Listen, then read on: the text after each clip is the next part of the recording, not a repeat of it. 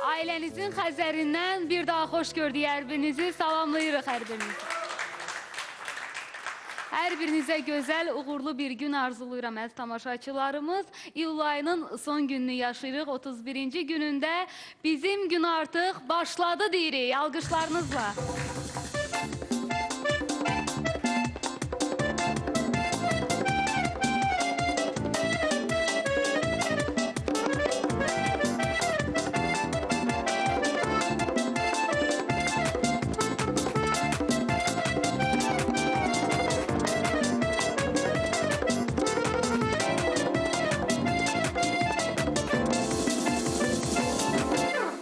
Avangard qrupunu salamlayıram. Xalid, Zaur və Pərvin Hüseynoğlu'na eşq olsun.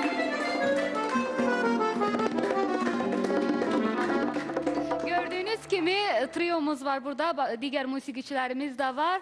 Gənc xanəndə Anar Məmmədov buradadır, tarda Nahid Məmmədov və kamançada Elnur Salahov. Xoş gəlmişsiniz, alqışlayırıq sizi də. Belə, İstanbul FM Klinikası baş sponsorumuzdur. İstanbul FM Klinikasında bütün növ plastik, estetik, cərrahi əməliyyatlar həyata keçirilir. Əgər siz də xarici görünüşünüzdə hər hansısa bir qüsurdan narazılığınız varsa, mütləq xarici görkəminizi İstanbul FM Klinikasının peşəkar həkimlərinə etibar eləyin. Hər zaman olduğu kimi deyirik, İstanbul FM daima sağlam, gözəl və məmnun. Təşəkkürlər baş sponsorumuza.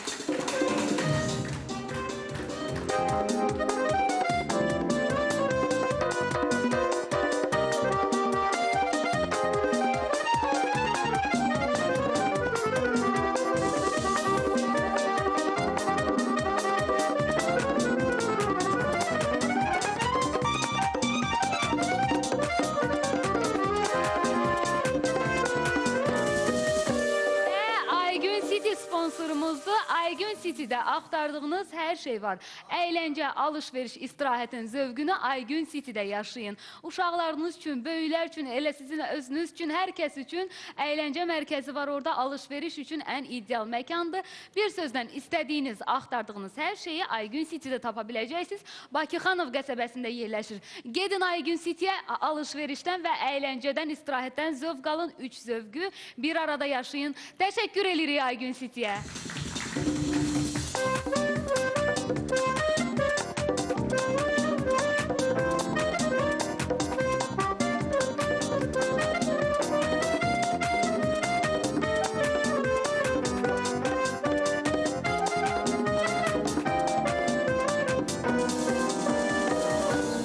Tamaşaçılarımız hər zaman olduğu kimi bax bu Ramazan ayı boyunca çalışırıq ki, Ramazan ayında bu ayın fəzilətlərindən, yaxşılıqdan, gözəl mövzulardan danışaq qonaqlarımızla birlikdə təbii ki.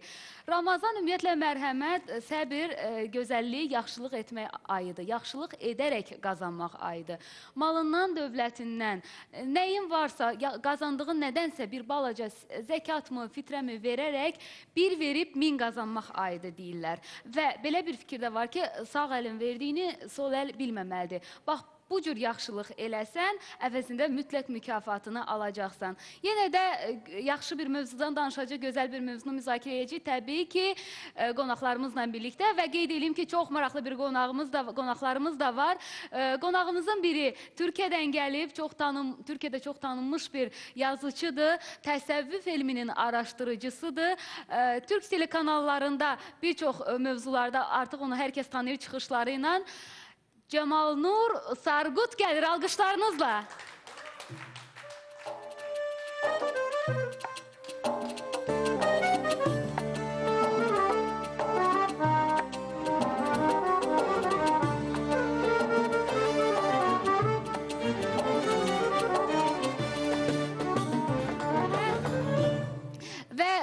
Növbəti qonağımızsa millət vəkili, çox sevimli millət vəkilimiz, eyni zamanda gözəl şeirlərin müəllifi olan Qənirə xanım Paşayeva gəlir, alqışlarınızla.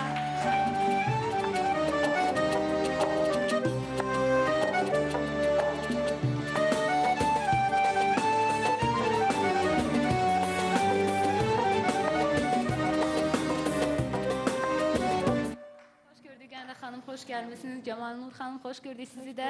Necəsiniz? Əhval-ruhiyyəniz necədir? Çok iyiyiz. Teşekkürler ederiz. Çok memnun olduk. Allah razı olsun. Aha. Qonağımız Cəmalnur Sarqut, Türk Qadınlar İstanbul Kültür Dərnəyinin başqanıdır, rəhbəridir. Əziz tamaşaçılarımız, Cəmalnur xanımın bir çox ümumiyyətlə çıxışlarını izlədik. Biz Gülbənərgənin verilişində çox dəyərli fikirləriniz var və digər proqramlarda Ramazanla bağlı, orucla bağlı, ümumiyyətlə fəlsəfə ilə bağlı, cəmiyyətin mövcud olan hər bir problemlə bağlı Cəmalnur xanımın çox özəl fikirləri var. Qənrə xanımın qonağıdır. Bir daha xoş gəlmişsiniz Azərbaycana. Çok teşekkür ederim. Cəmalnur xanım Azərbaycanın qonağıdır. Həm də qonaq deyil, Cəmalnur xanım öz vətənindədir. Çok şükür. Burası onun da vətənidir, Azərbaycan onun da vətənidir və öz vətəninə gəlib. Biz də hamımız xoş gəldiniz deyirik. Mən ilk öncə hamının, bizim studiyadakı dəyərli insanlarımızın, bütün Azərbaycanlıların, bütün Türk insanının, Türk müsəlman insanının, bütün müsəlmanların müqəddəs Ramazan ayımızdır. 11 ayın sultanı Ramazandır və Ramazan ayı münasibəti ilə hər kəsi təbrik edirəm. Hamıya can sağlığı, uğur, xoşbəxtlik arzuluyuram. Arzu edirəm ki, bu ayda nə duaların qəbul olunduğu aydır Ramazan. Nə duaları, nə niyyətləri var, oruçlarını Allah qəbul eləsin. Hər zaman Allah millətimizin, Türk müsəlman dünyasının yardımcısı olsun. Təşəkkür edirik. Cəmalnur xanım, sizə eşidək. Salamlayın tamaşaçılarımızı. İlk fikirlərinizdə Azərbaycan haqqında, Bakımız haqqında necədir düşüncələriniz, təəssüratlarınız? Mən Cəmalnur xanıma bir keçid edeyim. Çünki bizim daha gənc. Cəmalnur xanımı bəlkə siz daha geniş tanıyırsınız, incələdiniz. Ben biraz da insanlarımız üçün geniş bir anlam olsun. Cəmalnur xanım çox dəyərli bir araşdırmacıdır, çox dəyərli bir yazardır. Çoxlu sayda kitabların müəllifidir və o kitablarda nəyi anladır? Dinimizin gözəlliyini anladır. Dinimizi cəhalətə sürükləyənlərlə mübarizə aparır. Onlara qarşı sözün həqiqi mənasında bilimsel bir savaş açaraq dinimiz sevgi dinidir, dinimiz anlayış dinidir və dinimizi doğru olaraq öyrətməliyiz, öyrənməliyiz və dünyanın hər yerində də insanların dinimizi daha doğru şəkildə bilib öyrənmələri üçün də biz onu ilk öncə doğru öyrənib və hər kəsə yaymalıyıq deyə bu istiqamətdə gözəl kitabların müəllifidir. Həddindən artıq gözəl kitabların müəllifidir ki, mən istəyərdim ki, bizim gənclərimiz Cəmalnur xanımı incələsinlər, onun kitablarını oxusunlar. O kitabları oxuyanlar çox böyük qida alacaqlar, mənəvi qida. Biz Cəmalnur xanımın Bakıya gəlməsini də bunun üçün istədik ki, bilirsiniz ki, Ramazanda iftar süfrələrimiz hər zaman açıq olar. İnsanlarımız üçün amma Ramazanda ən böyük qida mənəvi qidadır. Və Cəmalnur xanım bu proqramlarla, Bakıdakı proqramları ilə o mənəvi qidanı daha da insanlarımızın ala bilməsinə imkan yaradacaq. Çox dəyərli bir ziyalıdır və bir qadın da olaraq çox dəyərli bir xanımdır. Ona görə də biz çox sevinirik ki, o bugün buradadır. Mən başda olmaqla hamımız onu böyük zövqlə izləyəcəyik və dinləyəcəyik. Cəmalnur xanımı. Bir daha xoş gəlmişsiniz. Biz Cəmalnur xanım haqqında araşdırarkən, onun haqqında ətraflı məlumat toplamaq istəyərkən Mövlana haqqında fikirlərinizə rast gəldik və müsahibələrinizin birində qeyd eləmişsiniz ki, mən Mövlana Cəlaləddin Rumi ilə tanış olandan sonra onun o əsərlərlə, fəlsəfəsi ilə həyatım dəyişdi. Ne dəyişdi həyatınızda? Efendim, daha önce genç kız, ben mutasavvuf bir ailenin içine doğdum. Annem babam derviştiler. Derviş olmak çok güzel bir şeydir. Çünkü insan Allah aşkını yaşar. Bizim evde hiç üzüntü, mutsuzluk, sıkıntı olmaz. En büyük felaketler bile gelse annem Allah'ımın bana bir hediyesi diye kabul eder. O yüzden biz hiç üzülmedik evde. Üzülmeden büyüdük. Sonra ben felsefeye merak sardım üniversite hayatımda. Ama bütün felsefecilerin ya delirdiğini ya hiç hayatı yaşamadıkları için ızdırap içinde yaşadıklarını gördüm. O zaman anneme dedim ki bana öyle birini tanıştır ki söyledikleriyle yaptıkları bir olsun ve hayatı hoş hale getirsin. Annem elime Mesnevi'yi, Hazreti Mevlana'nın Mesnevisini verdi. İlk defa yaşanabilir bir felsefe buldum. Mutlu olan, yaşayan, hayattan zevk alan, Allah'ı seven ve sevdiği için, Allah'a aşık olduğu için hadiseleri hoş gören, bir kişiyle tanıştım.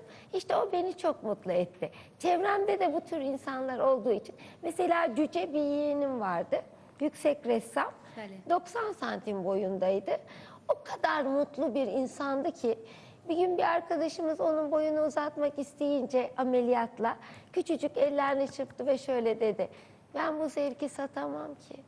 O cüceliği Allah'la arasında bir zevk olarak görüyordu. İşte hadiseleri güzel görme sanatını Allah aşkıyla elde ettim. Ben Mevlana'yı tanıdıktan sonra. Ne güzel. Mesela Ramazan ayı ile ilgili bir şey anlatmak isterim izin verirseniz. Mevlana Hazretleri Mesnevi'de bir şey anlatır Ramazan'da, çok etkiler beni. Mürşitle mürit, öğretmenle öğrenci birlikte gidiyorlarmış. Bir çöle düşmüşler. Çölde yemekleri bitmiş, suları da bitmiş. Mürit, öğrenci çok acı bir şekilde öğretmenine gelmiş. Ne yapacağız şimdi, yemeğimiz bitti deyince. Aha. Korkma oğlum demiş, sen aç kalmazsın. Çok şaşırmış öğrenci, efendim yemeğimiz bitti. Demiş ki öğretmen, Allah sevdiğini aç bırakır. Seni sevseydi Allah'tan ümit kesmezdin. Görüyor musun? Seni aç bırakmaz, bir şekilde sana yemek bulur. Ramazan aç kalmak, aç kalarak Allah aşkını çoğaltmak. Acılığa çekenin acılarına iştirak etmek, aç kalanın açlığına iştirak etmek, alışkanlıklarımızdan vazgeçmek. Mesela kahvaltıyı alışkanlık etmek, öğlen yemeğini alışkanlık etmek, bunlardan vazgeçmek. Allah'ı her şeysiz sevebilmeyi öğrenmek sanatıdır. Təbii. Cemal Nur xanım, yəqin Qənə xanım siz də razılaşarsınız ki, ümumiyyətlə oruç tutmaq nəinki təkcə yemək zamanı iftarını açmaqdır, həm də mənən paklanmadır, saflaşmadır, düşüncələrimizin, fikirlərimizin saflaşmasıdır, təmizlənməsidir, mənəviyyatımızın təmizlənməsidir. Bəzən bunu insanlar qarışdırırlar, yəni sadəcə yeməklə məhdudlaşdırırlar. Bu haqda nə demək istəyərdiniz ki, yəni oruc qəlbimizin orucudur həm də. Kesinlikle. Oruç bütün organlarımızın orucudur. Yani gönül oruç tutmalı, dil oruç tutmalı. Bir kere kalp kırdığınız an oruç bozulur. Yani Aha. belki şeriatta bozulmaz ama maneviyatta Allah indinde oruç bozulur. Çünkü kalp kırmak Kabe'yi yıkmakla aynı şekilde günahtır. Onun için dil kötü söz söylemeyecek. Kulak dedikodu dinlemeyecek. Kimsenin aleyhinde konuşma dinlemeyecek. El Allah'ın istemediği bir şeye uzanmayacak. Ayak Allah'ın sevmediği bir yere gitmeyecek. Göz başkalarının hayatıyla ilgilenip gerçek zinayı yapmayacak. Çünkü gerçek zina başkalarının hayatıyla meşgul olmak demektir. Başkalarının hayatını tecessüs etmek demektir. Demek ki bütün vücudumuzun organlarının oruç tutması lazım. Yoksa ağzın oruç tutması gerçek oruç sayılmıyor. Əgər belə olarsa, bütün olar, orucumuz da tam olar, tam şəkildə qəbul olunar. Bilirsiniz o Bəli. Türk dünyasının büyük şairi hem de çok tasavvufun içerisinde olan büyük insanlardan biri Yunus Emre ne derdi? Derdi ki bir defa bir kez könül kırdınsa o kıldığın namaz değil. Yani eğer namaz kılırsansa, oruç tutursansa, yani elə mən orucu tuttum, bitti her şey, hocamızın da anlattığı kimi və yaxud da ki mən namazımı kıldım, her şey bitti, elə bitmez. Yani könülü sındırmayacaksan, dedikodu eləməyəcəksən, başqalarına pislik edip sonra mən oruç tuttum deyəcəksənsə, bu artıq bu fəlsəfəsinlə düz gəlmir. İkinci, ən vacib şey, bayaqları maraqlı məsələni dediniz. Mən bəzən insanlar oruç tutar, sonra saatı gözləyərlər, bütün axşam da yemək yeyərlər. Bəli. Bu əslində, bu da doğru bir şey deyil. Oruç nə deməkdir? Biz özümüz dua eləyərik. Şəxsən mən bu duanı tez-tez eləyərəm və hətta bizdə bir misal kimi də var. Deyər ki, Allahım sən mənə güc ver, öz nəfsimlə mübarizə aparım, düşmənlərimlə özüm mübarizə aparmağa gücüm çatar. Yəni nəfis insanda düşməndən də